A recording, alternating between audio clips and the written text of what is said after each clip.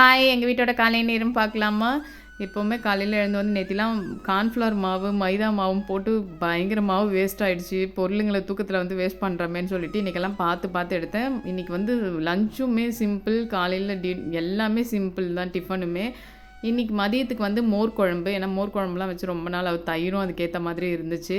மோர் குழம்பெல்லாம் நான் வந்து ரொம்ப காயெல்லாம் போட மாட்டேன். எங்கள் வீட்டில் இந்த காயெல்லாம் போட்டு வச்சா வெண்டைக்காவோ இல்லை இந்த நீர்க்காயெல்லாம் போட்டு வச்சா பிடிக்கவே பிடிக்காது. வெறுமனையாக தான் வைப்பேன்.